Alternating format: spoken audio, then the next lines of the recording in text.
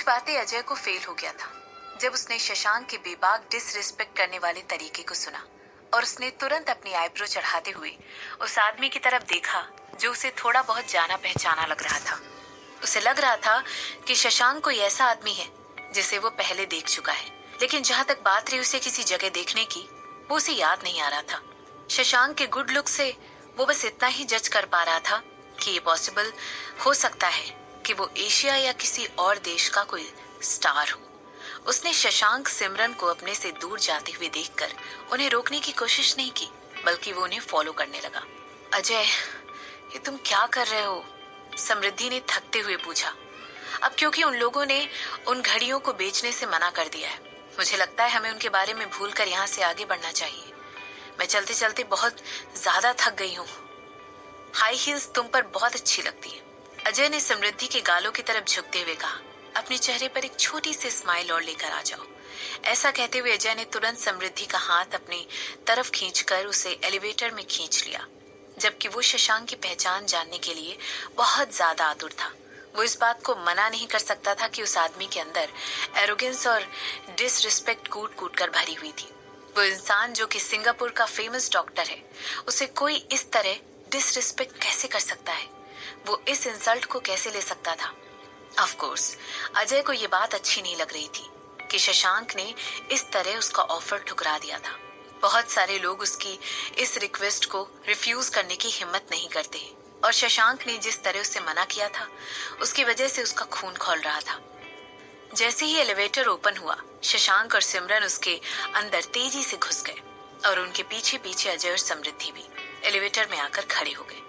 अजय को इरिटेट करने वाली बात ये लग रही थी कि शशांक और सिमरन ने उसकी मौजूदगी को एक बार भी एक्नॉलेज नहीं किया था, मगर वो तुरंत अपने आप को कन्विंस करते हुए इस बात से रिकवर हो गया था, क्योंकि शशांक और सिमरन दोनों ही ऐसे लोगों को पहचान नहीं पाए थे जिन्हें लोग पब्लिक फिगर के नाम से जानते थे।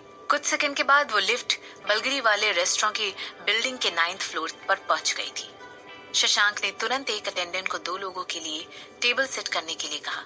उसने विंडो साइड की टेबल सेट करने के लिए हिदायत दी थी, और ऐसा इसलिए था ताकि वो खाना खाते वक्त बाहर के व्यू को एंजॉय कर सके।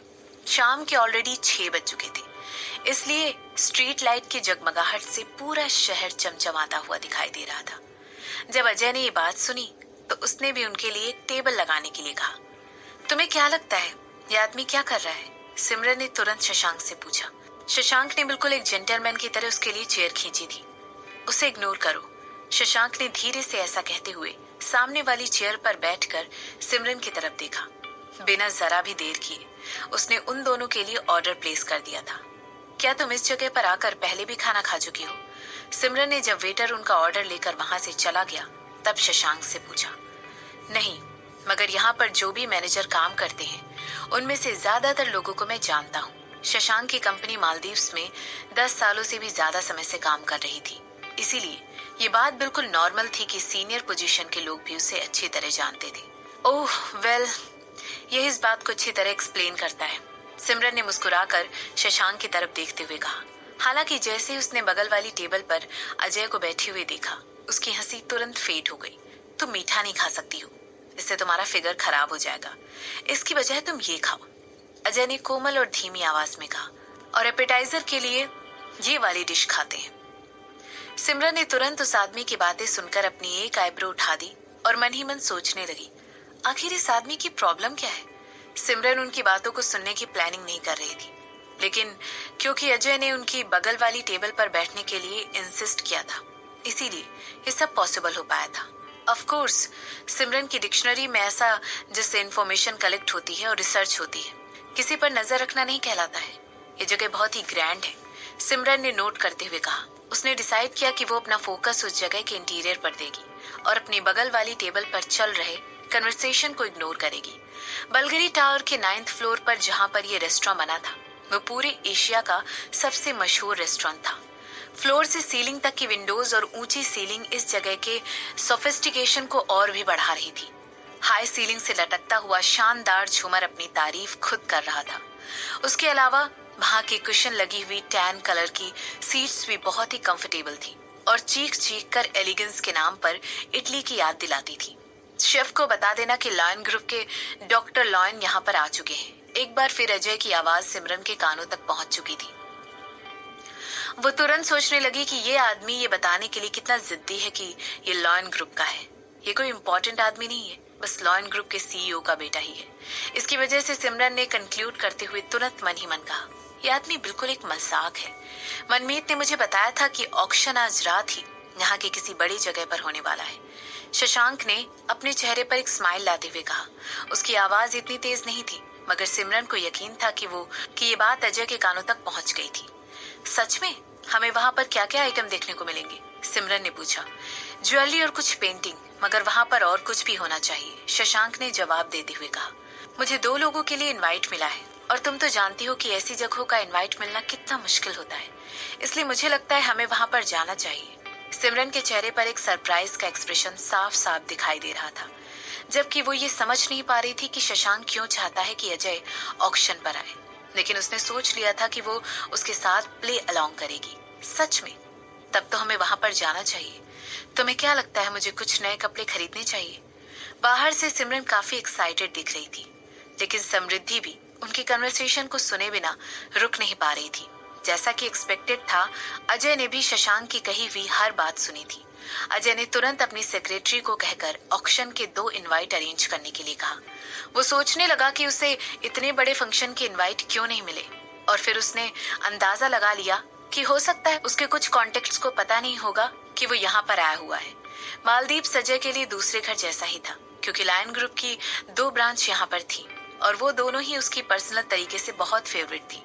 यहाँ तक कि ये नाम मेडिसिन कम्युनिटी में बहुत ही फेमस था। एक डॉक्टर जो कि एक बहुत बड़ी फैमिली से आया हो, उसे बहुत सारे लोगों से अपना काम निकलवाने की आदत थी। जो भी लोग जानते थे कि वो कौन है, वो तुरंत उसके सामने अपना एटीट्यूड चेंज कर लेते थे और उसे बेहतर तरीके से ट्रीट करने लगते थे, और ऐसा हमेशा ही होता था। एक्सक्यूज मी डॉक्टर अजय, ये रही आपकी शेफ के थ्रू भेजी गई कॉम्प्लीमेंट्री वाइन। अजय की गर्दन ऑटोमेटिक ऊंची हो गई जैसे उसने वेटर को वो सब कहते हुए सुना। उसने तुरंत धीरे से शशांक और सिमरन की तरफ देखा और अंदाजा लगा लिया कि उन्हें वही ट्रीटमेंट नहीं मिल रहा है जो इस समय उसे मिल रहा था। यही सब देखकर वो एक बड़ी सी मुस्कान के साथ मुस्कुराने लगा। थैंक यू, इसे यहाँ रख दीजिए।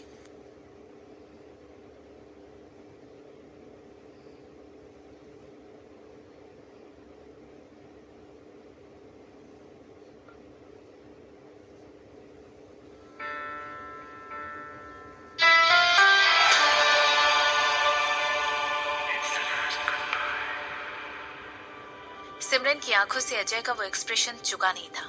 आखिर वो ऐसे किसी इंसान को अपने हस्बैंड का मजाक कैसे उड़ाने दे सकती थी? सिमरन ने अपनी आंखें छोटी करते हुए वेटर को वहां पर बुलाया।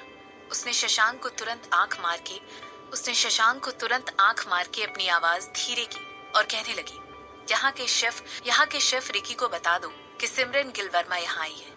ऐसा कहते हुए वो एक टेढ़ी मुस्कान के साथ शशांक की तरफ देखने लगी और फिर आगे कहने लगी, उन्हें बता देना मैं उनको बहुत मिस करती हूँ, जो ग्रुप बनाया करते थे जब मैं इटली में रहा करती थी। वो विली जो मेरी ग्रैंड मदर मुझे खिलाया करती थी। शशांक सिमरन की बातें सुनकर बस अपना सिर हिला सकता था। जब किसी से शैतानी करने की बात आती थी तो उसकी वाइफ का कोई मुकाबला नहीं कर सकता था, और ये बात बिल्कुल सच थी कि वो इस बात को लेकर बहुत प्राउड था। जो इकलौती थी जिसकी वजह से वो इस तरह एक्टिंग कर पा रहा था, वो ये थी कि उसके साथ इन सारी चीजों में एक ऐसा इंसान शामिल था जो उसकी जिंदगी में बहुत ज्यादा मायने रखता था। इस सिचुएशन में वो इंसान शशांक था। वो अंदर ही अंदर सिमरन की जीत की खुशियां मना रहा था। सिमरन की मजाक वाली साइड कभी कभी हैंडल करने के लिए कुछ ज्यादा ही हो जाती थी। हालांकि जब भी वो इन सब चीजों के बारे में सोचता था कि पिछले हफ्तों में क्या हुआ था, उसे तुरंत ये बात समझ में आ जाती थी कि शायद सिमरन को कुछ मजा करना था। ये तो बहुत जल्दी हो गया। शशांक ने अजय की आवाज सुनी, पता नहीं किस वजह से, लेकिन उस आदमी को देखकर उसे किसी किंडरगार्टन के बच्चे की याद आ जाती थी, जो कि ये देखना चाहता था कि स्कूल में किस किस के स्नैक्स उससे बेहतर दिखाई देते हैं। वो सोचने पर मजबूर हो जाता था कि कोई इतनी बड़ी फैमिली का इंसान इस तरह बच्चों की तरह हरकतें कैसे कर सकता था, जैसा कि शेफ से एक्सपेक्टेड था। हर गुजरते हुए मिनट के साथ अजय की आवाज बढ़ती हुई सुनाई दे रही थी। उन लोगों के ऑर्डर 5 मिनट में आ गए थे। यहाँ तक कि शशांक भी ये सब देखकर बहुत सरप्राइज हो गया था। बहुत सारे रेस्टोरेंट्स में इस तरह की सर्विस नहीं दी जाती थी। हालांकि उसने फिर भी सोचा कि वो उस आदमी को इग्नोर करेगा, और सिमरन से इधर उधर की बात करने पर कंसंट्रेट करेगा। कुछ मिनटों के बाद वो वाइन आ गई जो उन लोगों ने ऑर्डर की थी। आह, ये बात तो मुझे हमेशा इस कंट्री पर विजिट करने पर अच्छी लगती है। लोग कभी भी इम्पोर्टेंट इंडिविजुअल को और उनकी कला को नहीं भूलते और वो हमेशा बहुत रिस्पेक्टफुल भी होते हैं, अजय ने कहा। इसके बाद समृद्धि से पूछते हुए वो कहने लगा, क्या तुम्हें यहाँ का खाना पसंद आया? मुझे पता था ये खाना अच्छा ही होगा। मेरा मतलब है, मुझे पता है तुम हमेशा बेस्ट को ही चुनते हो, समृद्धि ने कहा। ऐसा सुनते ही अजय की आंखों में एक प्राइड की भावना दिखाई देने लगी। ऑफ कोर्स वो हमेशा बेस्ट को ही प्रेफर करता था। उसने अपनी फियांसे को देखकर एक मुस्कुराहट अपने चेहरे पर लाते हुए चमकदार तरीके से फिक्र करती हुई स्ट्रीट लाइट को देखा जो कि पूरे रास्ते को जगमगाहट से भर रही थी। वेल, क्या तुमने खाने के पहले कुछ पिक्चर्स ली थी? तुम्हें इतनी सोशल मीडिया पर पोस्ट करना चाहिए और अपने फैंस को बताना चाहिए कि अब हम साथ रहते हैं। मुझे लगता है तुम्हें उन्हें और ज्यादा अपडेटेड रखना चाहिए। तुम्हारा पर इस समय तुम्हारी फर्स्ट प्रायोरिटी होनी चाहिए। मैंने किया था, समृद्धि ने कहा। इस समय उसकी इच्छा कर रही थी कि वो अपनी आंखें घुमा सके, लेकिन उसने सोचा कि वो ऐसा कुछ नहीं करेगी। उसे इन सब चीजों की आदत डाल लेनी चाहिए थी। आखिरकार अजय उसका फ्यूचर हस्बैंड बनने वाला था। Good, very good. एक मिनट, शेफ हमारे लिए आ रहा है। अजय तुरंत अपनी सीट से उठते हुए अपने चेहरे पर एक स्माइल को प्लास्टर किए हुए तेजी से जो उसके रास्ते में आकर खड़े हो गए थे। उसके पीछे पीछे 2 और जूनियर से अपनी प्लेट लेकर आ रहे थे। अजय ने मुस्कुराते हुए सोचा कि हो सकता है वो लोग उन लोगों के लिए एक और कॉम्प्लीमेंट्री मील लेकर आ रहे होंगे। इस बार ये बात बिल्कुल पक्की थी कि इस जोड़े को उन लोगों ने पहले एनकाउंटर किया था। लोग कोई प्रोमिनेंट लोग नहीं थे, वरना फिर वो क्यों? पिकोलिना, शेफ की तेज आवाज उस रेस्टोरेंट के अंदर गूंजने लगी और उसकी आवाज से अजय के ख्यालों में खलल पड़ गया। शेफ उनके बगल से निकल गया और उसके बाद उसे सिमरन की आवाज सुनाई दी। मैंने ऑलरेडी तुम्हें कितनी बार बताया है कि तुम मुझे लिटिल कहना बंद करो। उसकी सॉफ्ट वॉइस से अजय अपनी जगह पर जम गया था। वो शेफ को जानती है। उसने तुरंत अपना सर घुमाकर सिमरन की तरफ मुड़कर देखा और फिर से शशांक की तरफ देखने लगा। वो दोनों ही शेफ को ग्रीट कर रहे थे। अजय बार बार आगे पीछे देखता रहा और फिर उसे दिखाई दिया कि शेफ सिमरन की तारीफ कर रहा है। कौन है ये? क्या ये उसकी कोई रिलेटिव है? धीरे धीरे उसने अपनी सीट वापस ली और उनकी कन्वर्सेशन को सुनने लग गया। और ये है मेरे हस्बैंड, सिमरन उन्हें बताने लगी। मैं मिस्टर वर्मा को बहुत अच्छी तरीके से जानता हूँ, शेफ ने सिमरन को बीच में ही रोकते हुए कहा और फिर वो शशांक की तरफ देखकर मुस्कुराते हुए कहने लगा, मिस्टर वर्मा, ये मेरी खुश नसीबी है कि आप मेरे रेस्टोरेंट में आए। ये सब सुनकर अजय के चेहरे पर एक सिकन आ गई और उसने तुरंत अपने हाथों को एक मुट्ठी में बांध दिया। इतनी इज्जत! आखिर उस आदमी से मिलने में इज्जत की क्या बात थी? थैंक यू, ये तो मेरी खुश नसीबी है कि मैं आपसे मिल पाया। शशांक ने अपने चेहरे पर एक मुस्कान लाते हुए बहुत ही रिस्पेक्ट वाली आवाज से शेफ का शुक्रिया अदा किया। ये सब सुनकर अजय अपने दांत पीस रहा था। क्या ये आदमी वाकई में ये भूमिका बनाने वाला था कि ये शेफ को जानता है? आप लोग अपना डिनर फिनिश कर लीजिए, उसके बाद हम एक प्राइवेट चैट करेंगे। बहुत सारे लोगों ने एडवांस में अपनी सीट बुक करके रखी हुई है और वो यहाँ पर आने ही वाले हैं। ये लीजिए, आज का डिनर मेरे ऊपर है। सॉरी, मुझे थोड़ी देर लग गई। मैंने पर्सनली से आप दोनों के लिए बनाया है।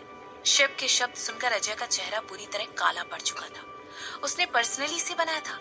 शेफ जो कि यूरोप और एशिया का सबसे बढ़िया शेफ था, उसने पर्सनली इन दोनों के लिए खाना बनाया था। अजय का आपा खो चुका था और उसकी भूख भी मर चुकी थी। अजय, मुझे लगता है कि मेरा सर दर्द हो रहा है। क्या हम लोग यहाँ से? अजय की फियांसे ने कहा। नहीं, अजय ने कहा। प्लीज अजय, यहाँ पर कोई सीन क्रिएट नहीं करते हैं। और तुम्हारी इमेज का क्या? हमारी इमेज का क्या? अगर किसी ने हमें पहचान लिया और हमारी वीडियो ले ली तो फिर? समृद्धि ने अजय को समझाते हुए कहा। चुप रहो। अजय ने एक बार फिर गुस्सा करते हुए अपने सामने बैठी हुई खूबसूरत औरत को देखा। उसने उसका हाथ कसकर पकड़ा हुआ था, जबकि समृद्धि उसे काम डाउन करने की पूरी कोशिश कर रही थी। प्लीज, तुम्हारी रेपुटेशन का क्या? तुम्हारे पिता का क्या? समृद्धि के शब्दों की वजह से अजय के दिमाग की घंटी बज गई थी और उसके चेहरे पर एक चमक आ गई थी। जो एम्बेरसमेंट उसे कुछ देर पहले फील हुआ था, वो अपने पिता का नाम सुनते ही गायब सा हो गया था। जैसे ही उसने देखा कि अजय के चेहरे का रंग वापस से ठीक हो गया है, समृद्धि ने तुरंत बिल के लिए वेटर को बुलाया। अपने बचकाने मंगेतर को एक ऐसे जोड़े के साथ छोड़ना जिन्होंने अभी अभी थोड़ी देर पहले सरपेंट कलेक्शन की वॉच खरीदी थी, बहुत ज्यादा डेंजरस काम हो सकता था। जैसे ही वो जोड़ा वहां से निकल गया, सिमरन ने तुरंत शशांक की तरफ देखा और उससे पूछने लगी, तुम्हारा इस बारे में क्या कहना है? मुझे लगता है हमें कल के लिए एक बढ़िया से शो का और इंतजार करना चाहिए, है ना? शशांक ने सिमरन की तरफ मुस्कुरा कर देखते हुए कहा। जैसा कि एक्सपेक्टेड था, अजय का गुस्सा अपने कार के डोर को लॉक करते ही एक्सप्लोड हो गया। उसने तुरंत कार के अंदर घुसते ही स्टीयरिंग व्हील को एक पंच मारा और बद्दुआएं देने लगा। जैसे ही उसे याद आया कि कितने सारे लोगों ने वो सारा सीन देखा था जो इससे पहले हुआ था, तो उसके चेहरे का रंग और ज्यादा डार्क हो गया था। हे, क्या तुम्हें मेरा टेक्स्ट मैसेज मिला? मैं चाहता हूँ कि तुम मुझे कल के ऑक्शन तक पहुंचा दो। Front seat.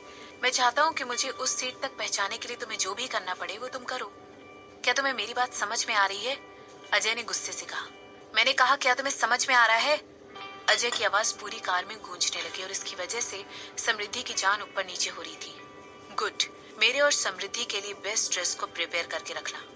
ऐसे कहने के बाद अजय कार स्टार्ट करने लगा।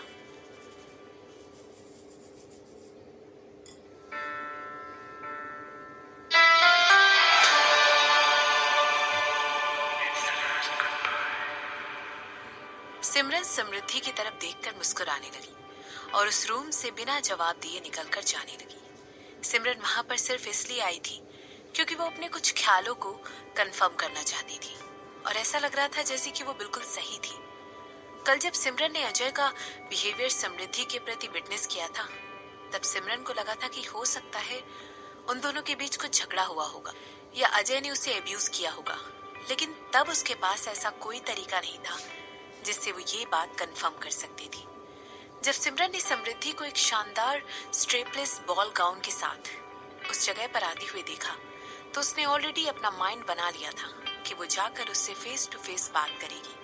और जैसा एक्सपेक्टेड था, उसे समृद्धि की गर्दन पर थोड़ा डिस्कलरेशन दिख रहा था, जिसे फाउंडेशन की एक मोटी परत से कवर किया गया था। ऑफ कोर्स सिमरन डायरेक्टली किसी भी कंक्लूजन पर नहीं आई थी।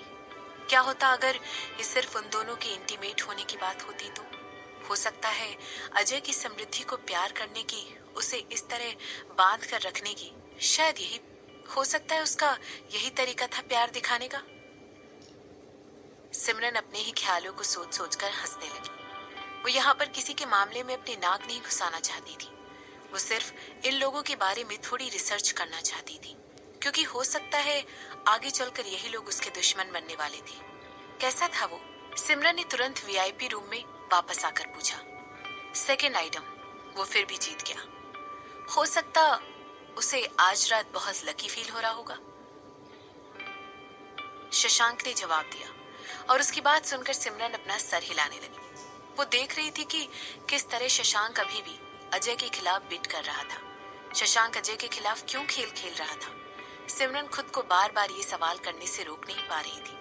ये बात बिल्कुल स्पष्ट थी कि शशांक लायन ग्रुप को पसंद नहीं करता है। हालांकि उसे ये बात समझ में नहीं आ रही थी कि ऐसा क्यों है। क्या ये सब कुछ उसकी असली वाली फैमिली से रिलेटेड है? सिमरन के दिमाग में बहुत सारे सवाल थे और वो अब और ज्यादा इंतजार नहीं कर सकती थी। हालांकि इस समय वो सिर्फ एक आह भर कर रह सकती थी। शशांक ने वैसे भी उसे प्रॉमिस किया था कि वो जल्द ही उसे सब कुछ बता देगा। इसीलिए इस समय उसके पास बस एक ही ऑप्शन था कि वो वेट करे और शो को एंजॉय करे। वर्मा फैमिली से किसी ने अभी भी शशांक के बारे में इंक्वायरी लगा रखी थी। कोई अभी भी उसके बारे में पूछताछ कर रहा था। एक आदमी ने कहा, मुझे पता है। एक औरत जिसने गाउन पहना हुआ था, उसने जवाब देते हुए कहा। उसके चेहरे पर जो चमक थी उसे देखकर ऐसा लग रहा था मानो सड़क पर सैकड़ों लाइट जल रही थी। ये शहर कितना खूबसूरत है। उस औरत ने कहा, क्या तुम्हें उसकी जरा भी चिंता नहीं हो रही है? उस आदमी ने एक धीमी सी आवाज में पूछा। मुझे उसकी चिंता है, मगर उसके पास वो सब कुछ है जो उसे चाहिए। उसकी माँ ने उसे बहुत अच्छी तरह से पाल पोस कर बड़ा किया है। उस औरत ने धीरे से मुस्कुराते हुए कहा, वो मुझसे कहीं ज्यादा बेहतर माँ थी।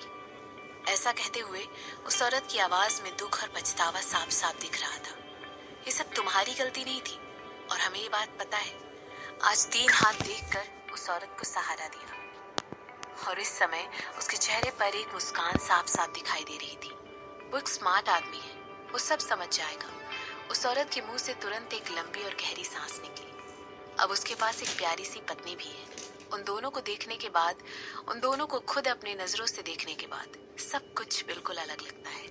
उन्हें फोटो में बड़े होते देखना, वो सब। इसके बाद उस औरत ने अपनी बात को आगे कंटिन्यू नहीं किया। मैं मैं किसी दिन उन लोगों से मिलना चाहूंगी। काश मैं उन लोगों से मिल पाती।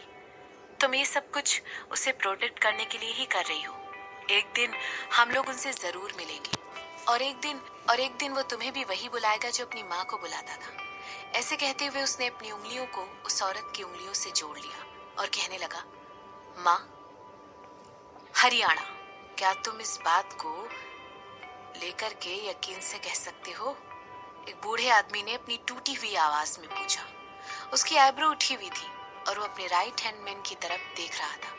मुझे यकीन है वो बिल्कुल छोटे माली की तरह लगता होगा जब वो उसकी उम्र के थे। एक आदमी जिसने ब्लैक सूट पहन रखा था उसने बताया। उसका सर अभी भी नीचे था और वो बूढ़े आदमी के जवाब का इंतजार कर रहा था। और तुमने क्या कहा?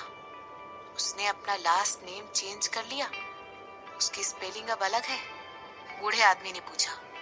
यस सर, उस ब्लैक सूट वाले आदमी ने जवाब दिया। जैसे ही सोचते सोचते बूढ़ा आदमी अपनी चिन सहलाने लगा, उस रूम में एक अलग ही शांति छा गई थी। मगर वो तो मर गया था ना? ऐसा कैसे हुआ है कि वो अभी भी जिंदा है और वो हमारे आदमियों की नजर में अभी तक कैसे नहीं आया? ये आदमी कभी भी मीडिया के सामने भी नहीं आता है। हालांकि इसकी मौजूदगी स्पॉटलाइट में और ज्यादा कब बढ़ गई जब उसने एक ऐसे सीईओ से शादी कर ली जो कि यूरोप से आई है। प्लीज फाइल की तरफ देखिए। मुझे यकीन है यही वो वजह है जिसकी वजह से मेन वाली कपूर फैमिली का पतन हुआ है। एक आदमी ने कहा। तुम्हारे कहने का मतलब है? उस बूढ़े आदमी ने पूछा। उसकी पत्नी जो कि कपूर फैमिली से है, वो अभी कुछ महीनों पहले ही उदयपुर आई थी और उसने जहाँ जहाँ भी वो गई थी वहां पर तबाही मचानी शुरू कर दी थी। वो एक बहुत ही स्मार्ट और काबिल औरत है, मगर बहुत डेंजरस है। अगर उसे जिंदा छोड़ दिया गया, मुझे यकीन है हमें उसे जल्द से जल्द खत्म कर देना चाहिए। उस आदमी ने कहा। सिर्फ उसे और उन दोनों को नहीं? सिर्फ उस औरत को ही क्यों? बूढ़े आदमी ने कई बार, खासकर तब अपने सवाल को कंप्लीट किया। उसने अपनी छाती को कई बार ठोका और फिर कहने लगा, क्या तुम एक औरत से डरते हो? मालिक वो एक बहुत इंपॉर्टेंट आदमी है और उसके कई सारे इन्फ्लुएंस हैं जो हर तरफ फैले हुए हैं। मुझे डर है कि अगर हमने उसे मारने की कोशिश की तो वो रिटेलिएट करेगा। जबकि एक औरत को हमेशा रिप्लेस किया जा सकता है, उसकी वाइफ को किसी और यंग, स्मार्ट और ज्यादा इन्फ्लुएंस रखने वाली। तो क्या तुम उसकी वाइफ को मार कर उसके बगल में एक नई रानी बिठाना चाहते हो? बूढ़े आदमी ने एक टेढ़ी मुस्कान के साथ पूछा। इतने कॉन्फिडेंट हो तुम? क्या तुम्हें पूरा यकीन है कि जब हम उसकी वाइफ को मारेंगे तो वो जरा भी नहीं करेगा? मुझे नहीं लगता है वो उस लायक है, उस आदमी ने कहा। सच में? उसके इस सेंटेंस की वजह से आदमी को तुरंत हंसी आ गई। कितने चालबाज आदमी हो तुम। ऐसा कहते हुए बूढ़ा आदमी एक बार फिर से खांसने लगा। आगे बढ़ो और अच्छे से इन्वेस्टिगेशन करो। मुझे सारी डिटेल मंडे तक चाहिए और कोई भी बेवकूफी करने से पहले एक बात सोच लेना कि वो बूढ़े आदमी का ग्रैंडसन है। मैं समझ गया, उस आदमी ने कहा। और ओह, मैं चाहता हूँ कि तुम किसी और यंग और खूबसूरत लड़की को भेजो। देखते हैं कि क्या वो वाकई में अपनी वाइफ की इतनी चिंता करता है। इसके बाद बूढ़े आदमी ने दूसरे आदमी को वहां से जाने के लिए कहा। वहीं दूसरी तरफ जो आदमी इन सब चीजों के बीच में खड़ा हुआ था, वो अपनी प्यारी सी वाइफ के साथ एक कप चाय एंजॉय कर रहा था। शशांक ने सिमरन को एक मुस्कुराहट के साथ देखते हुए पूछा, तो क्या तुम्हें अच्छा लगा? ऑक्शन ऑलरेडी खत्म हो चुका था और वो लोग अभी भी वीआईपी रूम में बैठे थे। तुम बहुत ही ज्यादा एविल हो। सिमरन ऐसा कहते हुए अपना सर हिला रही थी और उसे अजय के उड़े हुए चेहरे का रंग का वो एक्सप्रेशन, जिससे साफ साफ जाहिर हो रहा था कि जो कुछ भी उसने खरीदा था वो सब एक्चुअल में वर्मा कैपिटल की प्रॉपर्टीज थी। तुमने आखिर ये सब किया क्यों? सिमरन ने पूछा। वो आदमी अजय लायन है। वो महेश लायन का इकलौता बेटा है। वही महेश जो कि लायन ग्रुप के करंट चेयरमैन का अडॉप्ट किया हुआ बेटा है। शशांक ने अपनी बात शुरू की। ईशान लायन, मेरे ग्रैंडफादर। ऐसा कहने के बाद उसने तुरंत सिमरन की तरफ देखा। ये एक लंबी रात होने वाली है। शशांक ने ऐसा कहते हुए अपने चेहरे पर एक इविल स्माइल प्लास्टर कर रखी थी। वो एक ऐसी मुस्कान थी जो कि सिमरन ने आज से पहले कभी नहीं देखी थी।